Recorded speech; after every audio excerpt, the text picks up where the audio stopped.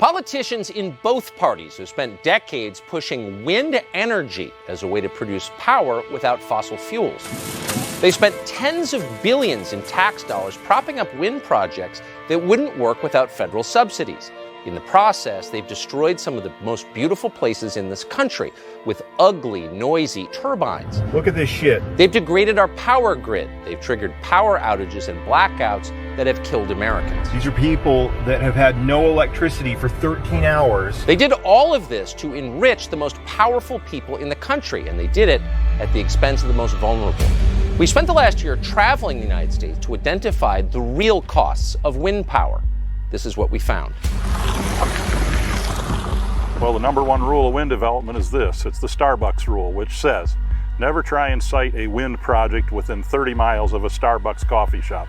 Kevin Martis lives in Michigan, where he spends a lot of his time fighting industrial wind projects. The demographic that's willing to pay a premium price for quality coffee is the same demographic that typically has the education and financial wherewithal to organize and resist irresponsible wind projects. We met him at this wind farm in southern Michigan, which, by the way, is a 31-minute drive from the nearest Starbucks. People who look at some of these wind proposals figure out quickly that one of the reasons their community is being targeted is it's poor and they're perceived as being desperate for revenue. They just think we're a bunch of rubes and hicks out here. Since the very first American wind farm started spinning in New Hampshire back in 1980, the most powerful supporters of so-called green energy have successfully prevented wind farms from being built near their homes. There is a strong consensus that global warming is being accelerated by the burning of fossil fuels. When developers proposed a wind farm in Nantucket Sound that was within view of Ted Kennedy's Oceanside compound, these 130 wind turbines will be producing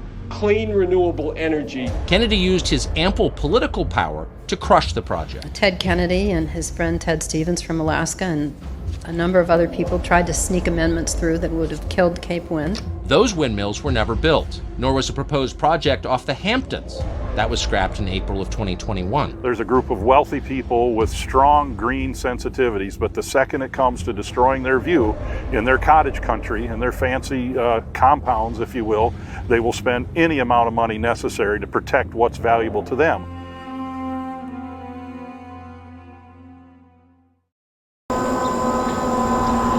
The consequence of this affluent NIMBYism is that the high cost of green energy falls on poorer places like rural Iowa, home to Mike and Tanya Lamb. Come on in, welcome, come on in. It is our dream home, but we have been inundated with wind turbines that now have really honestly destroyed our peaceful country living.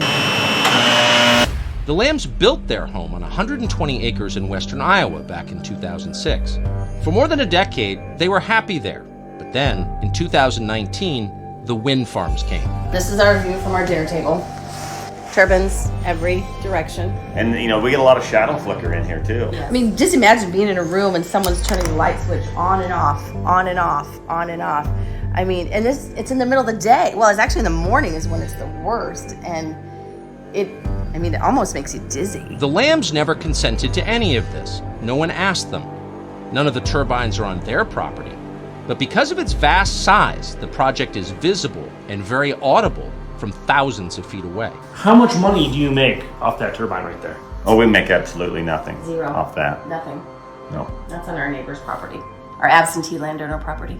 And there's no rule saying you can't destroy your neighbor's property value by putting up giant wind turbines in all of their windows? No. There's no regulations in this county. No, I don't want to prevent our neighbors from making money, but I guess I would feel kind of bad if I was making money and they couldn't sleep at night. Hello. Not sleeping at night is just one of the things the Lambs have had to suffer with. It's a vibrating, beating, thumping noise. And it's just constant and it's very repetitive. And it's just, you just can't get away from it. You can't escape it. And we know that there's health concerns out there, and I just, quite frankly, don't want to be the guinea pig. I mean, we have the liberty to go to work. We don't have to be here 24/7, but our animals are here all day, every day. They can't get away. The coonhound used to sleep outside on the front porch, and when it's really loud, he comes in the garage, or he'll ask to go down the basement, and he'll sleep in the basement. And then if it's loud enough, we'll be sleeping in the basement with him. Many times the noise has been so loud that it forced the lambs out of their own home. There was a night in 2019, and it was late fall, maybe early winter. I just woke up and I thought, what is wrong with me? And the pressure in my ears was just like, I just got to get out of here. So, and I think I left and you stayed. I stayed. And you probably went to the basement, but I went and drove around for an hour, and I was pissed, and I just thought, this is not the way to live. So how did it happen? Well, it happened the same way it always does. It's the exploitation of the weak by the powerful. In this case, the wind company is called Mid-American Energy. It's owned by none other than billionaire Warren Buffett. They come in at a time where the commodity prices was low, so it looked very appealing to some of these farmers because, grain and soybeans has been depressed for the last 3 or 4 or 5 years. They weren't making much money. The farmers make money for each wind turbine they agree to, but due to lax regulations and weak zoning rules, neighbors have no recourse when their quality of life is destroyed by the turbines. There's really no protection, period. By the time they realized they needed ordinances, it was too late because the wind company had all their paperwork done. Yeah. They had started constructing the turbine. Wind farms only exist because they're heavily subsidized by politicians with your money. They wouldn't exist otherwise. Warren Buffett himself has publicly said that. He said wind farms, quote, don't make sense without the credit. That's your credit. The subsidies are huge, and so are the projects they finance. With no chance of being approved near Malibu or Greenwich or in the mountains of Aspen, the development invariably happens in poorer parts of the country. The number one place for wind farms is Texas. But the question is, what happens when the turbines stop spinning? This is Abilene's number one for New Country, Q105. Look, you're in my prayers. I hope that you stay warm. I got to go check on my wife and my daughters, make sure that we're keeping them plenty warm. We're in the middle of nowhere in Texas. We're trying to find a place just to sleep tonight. Everything is sold out. There's nothing available. It's now expected to be the largest insurance claim event in Texas history. This winter storm totally overwhelmed the power system in Texas. And I can tell you this morning, nearly 4.2 million Texans still have no electricity. Texas has the most wind power capacity in the United States. But the Texas turbines, which are not winterized, iced up during a cold weather event in February of 2021. Electricity output collapsed. Texas regulators ordered rolling blackouts Monday as an Arctic blast has frozen wind turbines. There's no water in the hotel. You had a fair amount of icing on the turbines that shut down some of them because they got iced up. Chuck DeVore is the vice president of the Texas Public Policy Foundation. Coldest part of the storm came in and demand soared. And what happened was the grid, under the strain of the demand, began to short out. Oh wow, this is one of the coldest times I've ever seen it. We've been below freezing since Thursday. Harlan Coates' family owns land outside of Big Spring, Texas. The family leases some of their land to wind developers. We're standing here in the energy capital of America. You've got a refinery there, the Big Spring, Texas refinery. There's transmission lines going across our head here. We've got wind turbines there and a pump jack right here. And the crazy thing is I've been without power for 2 days and we've got all this power here, and the reason is these wind turbines are not spinning. You have all this federal and state subsidies for wind and solar that have caused an overbuilding of wind and solar in Texas. It's cheap energy. Big companies love it. They love to virtue signal with it because they say, hey, look at us, we're zero carbon, right? And what they really like, of course, is that really cheap wind energy. What they're not paying for, though, is the reliability of the grid. The Texas grid, like the California grid, is becoming increasingly unreliable and difficult to maintain, difficult to keep that power in a steady basis. This 20-year-old turbine is leaking oil. Doesn't look too green to me.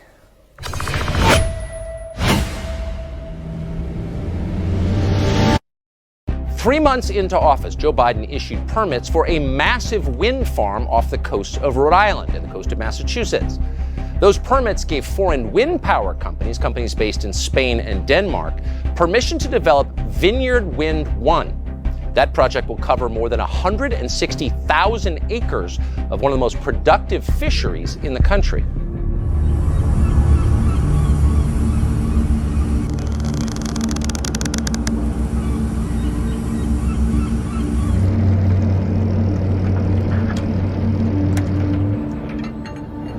been running my own boat for 43 years. And I fish from Cape Hatteras to Maine. The last 10 or 15 years, it's been almost exclusively squid. I fish all of these areas in the summer. This is Nantucket, this is Martha's Vineyard. All of these little things, they're all squid marks.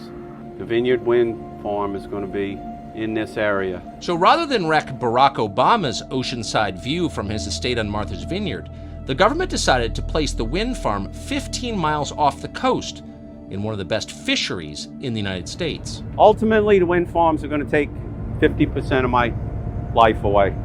They're going to take the whole summer fishery away, and I don't know what we'll do after that. Wind turbines are devastating to wildlife and to commercial fishermen. The noise caused by the building of the turbines limits the ability of fish to coordinate their movements. Effectively, they go blind. In the UK, wind farms were blamed for whales that washed up on shore. They also pose serious safety hazards for mariners who have to navigate through them. Basically, all of the summer squid fishing grounds are slated to become wind farms. Megan Lapp is the general manager of Sea Free Shoreside in the fishing community of Port Judith, Rhode Island. This is one of the primary squid ports in the United States and in fact the world. Slack. Commercial fishing in the United States is hundreds of years old. It's one of the, if not the oldest industry in this country. And you're talking about displacing it for a 25 to 30 year wind project, which will bring with it permanent loss of the ocean, permanent ocean industrialization. That's a good copy. Sea stretchers going back to 60. The commercial fishing industry works on renewable resources. That's why we've been here for hundreds of years, and we can be here for hundreds of years more unless our fishing grounds are paved by foreigners. A lot of the offshore wind companies that currently possess leases in U.S. federal waters are owned by foreign governments. You have Equinor, which is 67% owned by the Norwegian government. You have Ørsted, which is 51% owned by the Danish government. Then you have Vineyard Wind, which is 50% owned by Copenhagen Infrastructure Partners. It's foreign companies that will make a fortune off the massive wind power project. Yeah, fuck the wind farms. The conglomerate area of leases where Vineyard Wind is located is over 1,400 square miles. Yeah, you might have to run it down. Some of the best people I've ever met in my life work on these boats. They have fished their whole lives. It's a multi-generational business. It's been passed down from generation to generation, knowledge passed down for hundreds of years. So we're coming up on almost 100 years of one family fishing the same piece of ground. Tommy Williams and his son Aaron fish out of Stonington, Connecticut. That's Aaron right there. That's his childhood. It's a way of life. I personally don't have any other option. Because salt water is so corrosive, even optimistic estimates suggest that the lifespan of an offshore wind turbine is less than 3 decades. You're willing to sacrifice an industry that's sustained itself for hundreds of years for a program that's going to last 25 years. It's not going to work. And you're sacrificing something that's proved itself sustainable for hundreds of years. If you're so for wind and it's really what you want, stick one up in your driveway, right in the middle of your driveway. Put that thing up. And you can listen to it whine, you can watch the lights, you can take your car and try to drive around it every morning to get out of your driveway, because that's what we're going to have to do.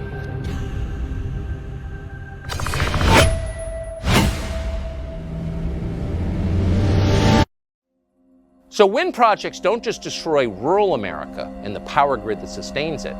Wind projects also have terrifying environmental costs. We have documents from the federal government and other studies that show that hundreds of thousands of birds are killed every year by wind turbines. Lisa Linowes is an environmentalist and president of the Wildlife Energy and Community Coalition. We're seeing eagles killed, golden eagles, bald eagles. We're seeing songbirds in large quantities being killed. Wind turbines kill so many endangered animals, particularly birds, that the Obama and then the Biden administrations issued waivers that exempt the industrial wind companies from the Endangered Species Act. But it's not just birds. In 2003, there was a discovery by accident that there were a large number of bats at the base of a turbine facility in West Virginia. The tips of turbine blades can move at speeds up to 200 miles per hour. The pressure vortexes they create cause bats' lungs to explode in midair. It is such a serious problem. Bats that had large populations are now quickly moving into the territory of extinction. Our ecosystem depends on bats. Our farming depends on bats. Thanks to the environmental destruction of wind turbine farms, the California condor and the North Atlantic right whale and many other species could face extinction. All this for a source of energy that isn't even commercially viable. This is not about the environment. This is not about climate change. This is not about getting us off fossil fuel. This is not about reducing our emissions. This is purely about money. That's why these projects are being built. There's an enormous amount of money. It's JP Morgan, it's Goldman Sachs. They are heavily involved in expanding wind energy in this country. So how do the power companies get away with all of this? Because they're powerful and they're ruthless. My name's Esther Reitman, and I'm from rural Ontario. In 2009, there was a pamphlet, and it said that there would be some turbines built in our area. A local couple had alerted our Ministry of Natural Resources that there was an eagle's nest right where 3 turbines were going up. They thought that the government, the Ministry of Natural Resources, would protect it. Instead, what the government did was hurry it ahead so that on New Year's Day, which no government official works on New Year's Day, that's when they have issued a permit to NextEra Energy to remove this eagle's nest. That's not peaceful. That isn't peaceful. That is not peaceful. I filmed NextEra removing the bald eagle's nest. If I was you, if I was in your place, I would step down and say, I am not doing this. Yeah, exactly. Hey, I gotta feed my family. Feed your family birds' nests then. On the video, I created an image that I had used, and it was their logo parody to read NextEra Energy. I was sent the cease and desist letter, and I didn't respond. All I did was post their letters up online so everybody could see what was happening. This is how they operate. So on the 14th day at 9 o'clock at night, a guy came to my house and served me with the lawsuit.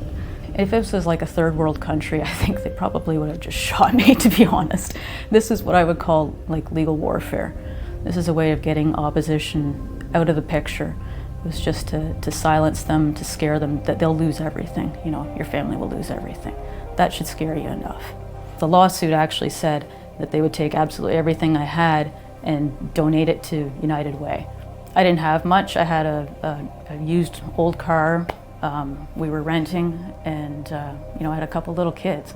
I mean, I guess they could take it all, but it'd be kind of strange to have United Way take all that. We knew that if the turbines went up, we were going to leave, which was a really hard decision. NextEra did succeed. The turbines themselves are what pushed me out.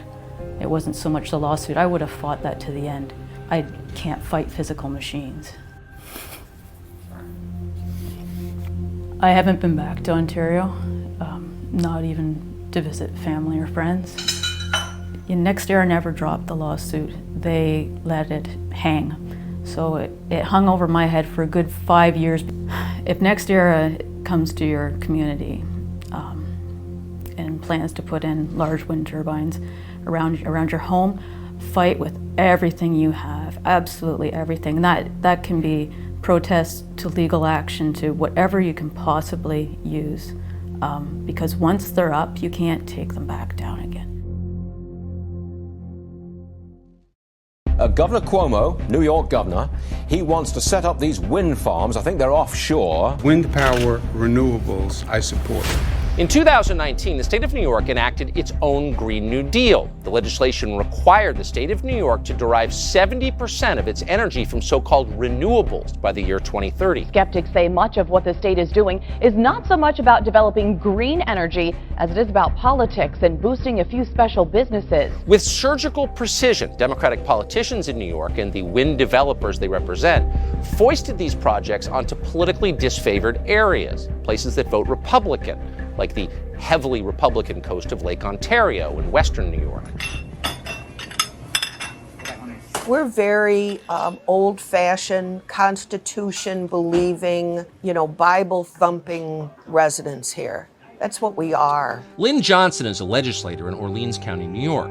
Governor Cuomo and out-of-state wind developers, one called Apex Clean Energy, spent years trying to construct a massive wind farm near her home. To put 50, 60, 70 turbines in a very small square mileage area would just devastate our town. There's no question this is about punishing rural, conservative voters who don't see the world the same way as some of their fellow citizens in Manhattan or in Brooklyn. Rob Ort is a state senator who represents the area. But we had some local stakeholders here who did a great job at pushing back. To have a governor come in as a dictator, which is what he did, tell us what we can do with our land.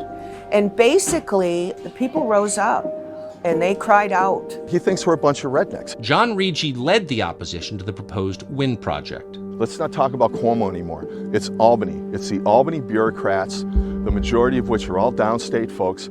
They look at this as the tundra. What I've done is I've marked the areas where there will never be wind turbines. And it's the Capital District, Southeastern District, which is like Westchester, the metro area, and Long Island. Okay? The reason is because there's too much money here that they can fight this kind of thing. And most of the assembly members come from this area of the state. The project is called Lighthouse Wind, and it's enormous. If constructed, it would cover more than 10 miles of apple orchards and cornfields on the southern shore of Lake Ontario. We have all these protections under the U.S. Constitution. One protection we don't have is that the U.S. Constitution doesn't require a state to not be stupid.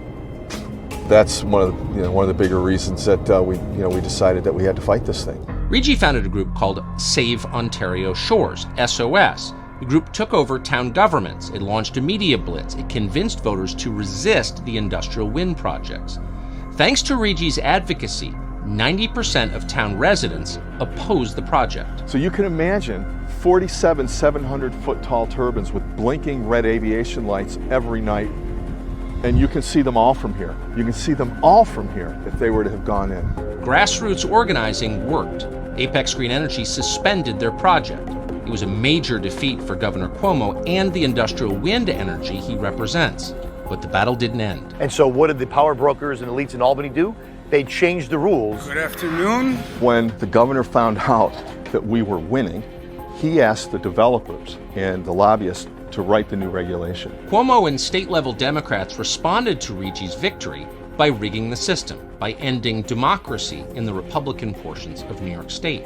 They snuck a provision into a budget bill that centralized the approval process for all future wind power projects. Albany now has the power to bypass all local opposition. This state, it's not a democracy, it's a socialist republic. Democracy is great so long as you get the outcome that you want. And when you don't, well, then you just change the rules and subvert democracy. Save Ontario Shores joined a lawsuit to have that regulation overturned and democracy restored. But for now, they're at the mercy of wind developers. Most things we hear out of Albany is, yeah, we're going to do this for the greater good. Well, that smacks of, and it sounds a whole lot like fascist talk to me. Yeah, we're going to do this, and we're going to ruin your life, but it's for the greater good, and you should be happy about it. I'm still pissed off that after 8 years, I even have to fucking think about this. If they decide to turn the project back on, they're really in for a war. The effect of this? Strained power grids, blackouts, the possible extinction of endangered animals, and more than anything, the degradation of the quality of life for Americans throughout the country. Is this coming to you, to your neighborhood? Likely so.